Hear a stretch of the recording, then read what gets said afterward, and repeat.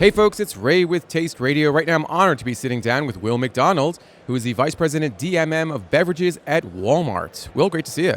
Yeah, thanks for having me today. Great to be here. Indeed, we're here in Manhattan Beach. It's a beautiful day, I think. I'm, looking outside the window. It seems to be sunny, but we're inside a hotel lobby at the Beverage Forum event here in Manhattan Beach, and I hope to get outside at some point. I mean, we flew all the way out here for the sun, right? Yes, we did. No, the weather is phenomenal. Even though we're in a podcast studio in the hotel.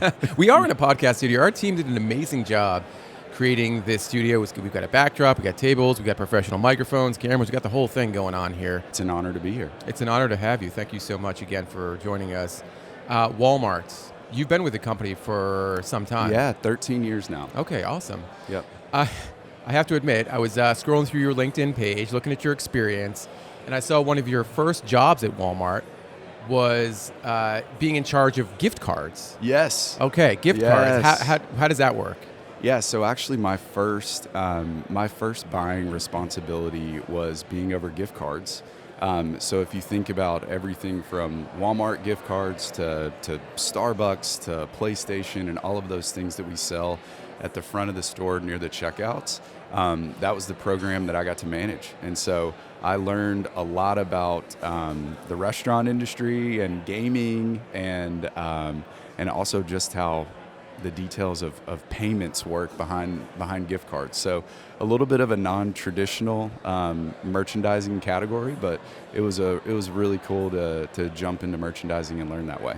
There's just so many businesses out there. I imagine it can probably be difficult to pick and choose what you want to have in your stores. Yeah, totally. It is one of the biggest things that in merchandising that we work through at Walmart is just managing our assortment. So how broad do we want to carry things? How many stores do we want items in? What items make more sense to be in certain geographies versus other ones? And so you can imagine with gift cards, there's different restaurants that are different in different parts of the country, and so being really choiceful in how we make our decisions and what we offer to customers is kind of the bedrock of what we do. With so many things evolving in terms of what people want, the nutrition that they are trying to incorporate into their own personal lives for their families. And I imagine it's pretty complicated at this point, no? I mean, how do you assess, evaluate emerging trends and the brands that represent them? Yeah, it's very, very complicated, but it's also not, on the other hand. So I'll start with the simple and then work to the hard.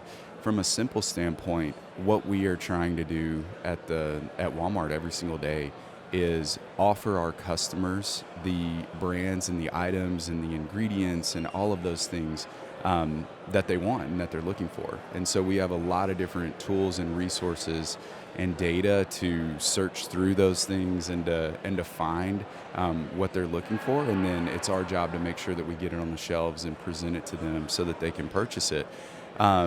So on that standpoint, it's pretty simple of what we're trying to accomplish.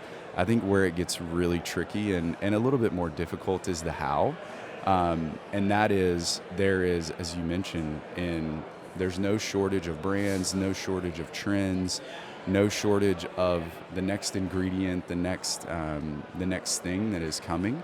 And so what we focus on every single day is trying to be really choiceful in how we go about that and make sure that in our environment, every single thing that we offer to customers is what they want, and we feel confident that we can give it to them and supply it to them every day. There's a lot of brands here that would love to have their products on shelf at Walmart, whether it be locally, nationally, what have you. And if I were a founder and I was thinking, okay, how do I get in touch with the Walmart team? I think my product would be great on shelf in this store or that store. I kind of feel like I would be overwhelmed a little bit because Walmart is a behemoth. It is the largest brick and mortar retailer in the country. You have so many stores, and just the thought of that first step, taking that first step to introduce yourself and your brand to Walmart, again, feels like it'd be a little overwhelming. How do you talk to emerging brands and emerging founders about that first step and the subsequent ones after that? Yeah. Definitely kind of understand how people feel. I think that when you look at Walmart, it's very easy to say, oh, they're really big, they must be hard to work with, it must be a challenge to make a connection and break through. But in reality, it's actually not. My team is super focused on making sure that we're meeting with everyone that we possibly can, and that we're attending events like today, and that we're doing things in the industry to where we can make connections. Again, the organization and the store count and all of those things may be overwhelming at the onset, but at the end of the day, we're still people too. We're merchants that are trying to find really cool, great items, and meeting with founders and trying to find that is a big part of what we do. On the how that happens, yes, again, there is. I think I have a total team of 10, and so the count of founders and people in the beverage industry versus just the amount of people that we have to meet is challenging sometimes. But I do think that there is overall a really good opportunity to have dialogues with us, to seek us out, and to talk about your products or anyone's products at Walmart. At the end of the day, how many of your brands on shelf, how many of the brands at Walmart are the result of you reaching out to founders versus inbound inquiries to Walmart? That is a great question. I would actually say that it's pretty mixed. Okay. We have a lot of really good examples that my team sees things either in the news or out in On BevNET.com, perhaps? on BevNet. Maybe you heard it on Taste Radio? That's Yeah. right. Yeah. And out when they're traveling and are looking at things in the marketplace. And we do have a lot of examples where our team has just reached out and said, hey, I would love to talk with you, I'd love to hear your story. But then we also have a great mix too of people reaching out to us, getting our contact information, reaching out, making connections through other people who know us as well, and connecting that way. So it is a mix of both. You always see these, I don't know, I wouldn't call them horror stories, but you always see these stories on LinkedIn or Instagram about founders reaching out to buyers at the various retailers across the country. And it's like, I emailed this retail buyer 100 times, or, I called them 100 times. And I wonder how effective some of that stuff is. If someone emails you, Will, and says, hey, I would love for you to try my product. I think I have a great brand that would really fit in well with the selection at Walmart. How much value do you place on an email versus, say, an in-person meeting at an event like this? I mean, if you say you spend 5 minutes with someone at an Expo West or at a BevNet Live, how impactful is that versus an email or a phone call? Yeah, I would start off by saying that whether it is an email, a LinkedIn message, any type of communication contact like that, we definitely view all of those means as just ways to connect. And so if you think about, I want to make a pitch, I want to put my best foot forward, I want to, provide all of these things, we use a lot of those ways just to make connections to set up further dialogue. So not very often is my team, or I would probably say anyone, just going to get an email and make a buying decision on, okay, these stores or this area of the country. A lot of those things have to be worked through and really thoughtfully discussed with emerging suppliers. And so I would say use all of those things as a way to just communicate with us and try to find time that we can either have a 10-minute dialogue or a phone call or something like that to really get deeper into plans for the brand. How long does it typically take from initial meeting, initial email to on shelf at Walmart? Yeah, it all depends on the timing of our cycles. And so as you can imagine, with the footprint that we have and the merchandising processes that we have, we typically relay our stores once or twice a year. It's called a modular reset. And from that process, I mean, you're looking at anywhere from 6 to 8 months on introduction, dialogue, conversation, going through the process, and then ending up in a store. I would classify that as normal. or the middle ground, if you will. There are often times too, though, that we have a lot of new tools and capabilities. If we want to move faster, and also I would say digitally too, if we want to move faster and get something online or do something that is not necessarily in a modular in a store, there's a lot of opportunities for us to move much faster than that if we need to, and if that's something that both parties feel good about.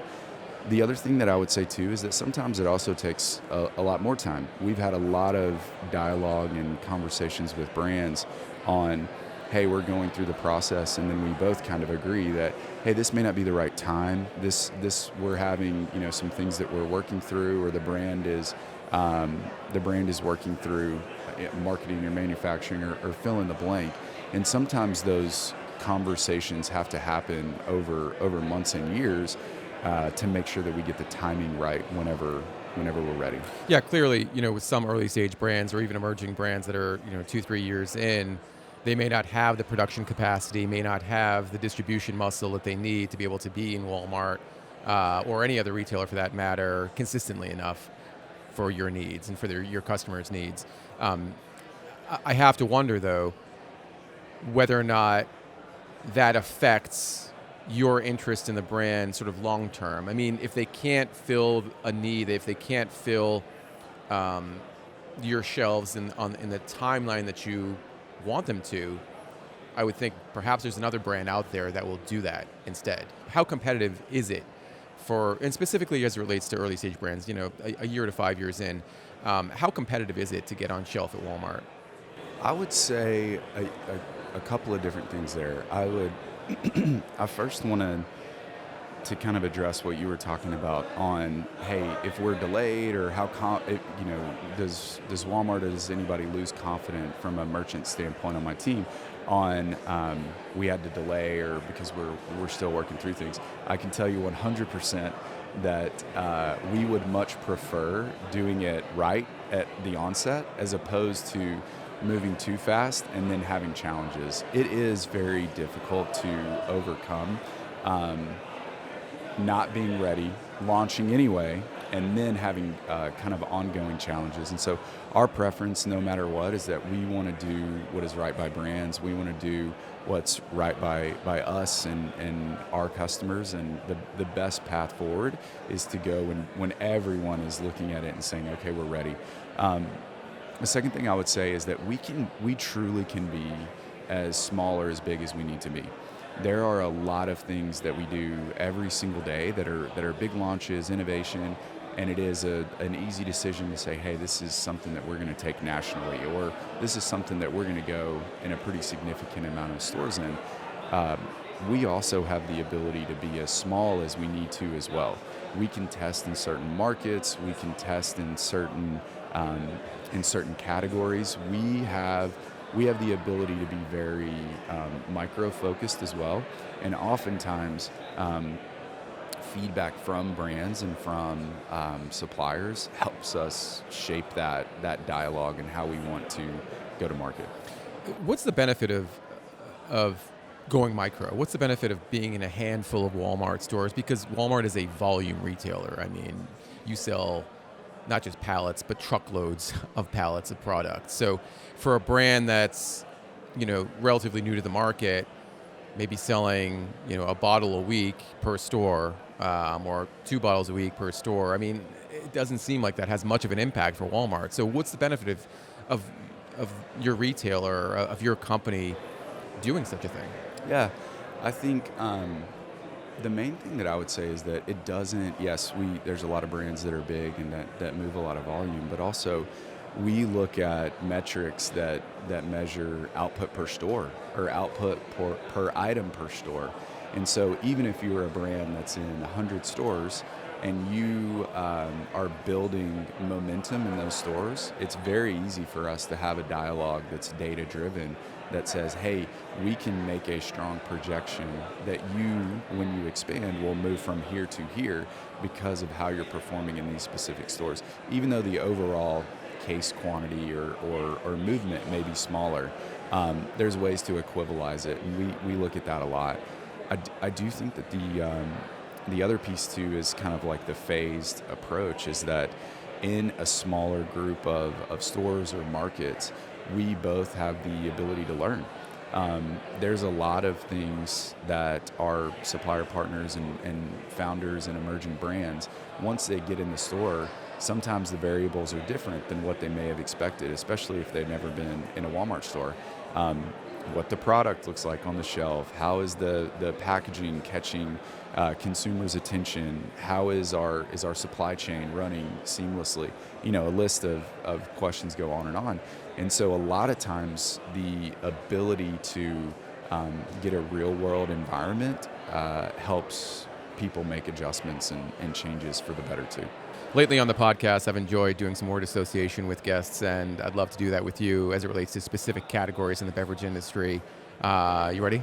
Yeah. Okay, let's cool. do it. Let's do Let's it. do it indeed. All right, ready to drink coffee. Great category. Meets a lot of unique day parts that some other categories don't meet. I think specifically around the morning occasion, like it's very, very tailored for that as well as others, but really, really good. A tangential category, energy drinks. Great category. Yeah. Will was very excited when he said great category. By the way, it's very interesting. One of the things that we'll kind of explore a little bit deeper on the stage later is that industry has just seen so much change, so much innovation, and customers are responding to it. We talked a little bit about ingredients, enhancements, meeting needs through function, and that category continues to be one that there's a lot of activity in. I just want to explore that just a hair more. A lot of times when we are introduced to new energy drink brands, they will talk about specific ingredients or formulation, not necessarily flavor, but how much do ingredients move the needle for you and your team within that category? It definitely is a combination of a lot of factors. Whenever, any time that we talk with our customers and engage with them in store walks or in just looking at data and how they purchase, there are a lot of factors that influences customer purchase and how they think about brands, categories, or how frequently they buy it. And so for us, all of those things tend to be important depending on the customer group that you're talking to. And so in energy, whether it is a specific function, a specific ingredient, or very flavor focused, a lot of those things are going to resonate with different customers. And so again, there's been a lot of innovation there, and a lot of brands that are doing different things on all of those that customers are responding to. Let's do a catch-all for this one, sort of mid-calorie functional soda. Lot of innovation, lot of growth that everyone can see there. I think that there definitely continues to be more brands, more excitement, and that one has been really interesting to watch, and it's going to be great to see where that goes in the future. Okay. I wish I had more of a crystal ball. No. I mean, I think it is exactly that. It's a developing category, and it's going to require a bit more development, I think. Yeah. Cans / ready to drink, ready to pour cocktails. That one is interesting. So not technically in my space, and so me and my team don't manage that. So I just kind of get more of a side view of that business and that industry. But everything that I do see, I think that ready to drink and on the go in general is a trend across a lot of categories now. I think that people are looking for those types of options, and there again continues to be a lot of innovation and a lot of newness over there too. Functional beverages as a whole. Yeah, I think functional, emerging, anything, any label that you want to put on it that is more of the kind of up and coming thing it's really, really interesting, and it's ever changing, I would say. So even the term functional beverage, or the category as we would have described it 4 or 5 years ago, we're talking about different brands, different items, and different functions. And so we look at all things emerging and all things functional as an opportunity just to get them in the store and see what customers respond to. And then from there, we kind of build out a plan on, is this going to stick? Is this a trend that's going to stick? And then is this something that is also can be incorporated into more mainstream areas? Kombucha. I would say that our chilled space, we have the ability in our chilled portfolio to offer a lot of different items, and kombucha is one of them. And so I would say that overall, chilled beverages for us, there's a lot of different brands and a lot of different categories that we have to offer to customers up there, and all of them are doing pretty well. That includes juice. Yeah, it's our set. I would just tell you is, you could walk into a store and see is everything from chilled juices, everything from protein shake type of offerings, everything from chilled, healthier, better for you soda we have in that set. Also kombuchas and a lot of different other things too. All right, this is the last one, and this one's near and dear to my heart. Kids beverages. Yeah, near and dear to my heart as well. So I also, in addition to Walmart World, I have 4 kids. Wow, and so that's amazing. Yeah, and so it's something that we have a passion for as well. There is a lot of opportunity in space as it relates to kids, and we continue to see. Talk about emerging. We continue to see brands and people coming up with ideas that we have never thought of or seen, and we're working to bring all of those things to stores. Kids in general, that occasion, whether it's around lunchbox or summer or on the go, as we reference, there is a lot of great occasions to tap into there. And so everything from great brands and mainstream offerings to new and exciting emerging brands. I got to ask, Will, because I feel like you have a lot of influence with your suppliers. You can say, look, we love your brand, we love your product, we don't love your sugar count. Is that the way it might work? I mean, let's say you go to one of these big kids brands and say, we appreciate what you do for us. We appreciate the fact that you're a great supplier for Walmart, but we want to help America be healthier. Is there anything you can do about your sugar count? Is there anything you can do about your calorie count? Do you have that kind of influence? Do you have that ability to advise brands on how to make kids healthier? Yeah, I think that as we think about all of those things and better for you and healthier options, our focus primarily is to offer like the broadest assortment that we possibly can. And so for us, it's much more about breadth of assortment. We want to make sure that we're working with all of our vendor partners to offer the best possible products that we can. As far as anything on, and again too, the one thing that we haven't talked about, we've talked a lot about emerging and different things today. We also offer a lot of great private brands that we get the opportunity to work, closely with our product developers and with our teams as well. And so that is a opportunity for us to look across all of the industry and really offer everything that we possibly can on meeting customer needs. Well, private label, if you're creating a private label kids brand, I would be excited because all right. I'm hoping, and look, there's really a handful of big kids beverage brands. I mean, I can think of 3 really, and 2 of them I'm not huge fans of what's in there. And I'm just hoping that when the next time I go to a soccer game or some sort of after-school event and I see parents passing out beverages, they're not the ones that are 150 calories, 25 grams of sugar per 6-ounce juice box or a pouch. And I'm just like, there's got to be a way to make these things better. And if Walmart is coming out with a private label one, I'll be the first in line to buy it. So there you go.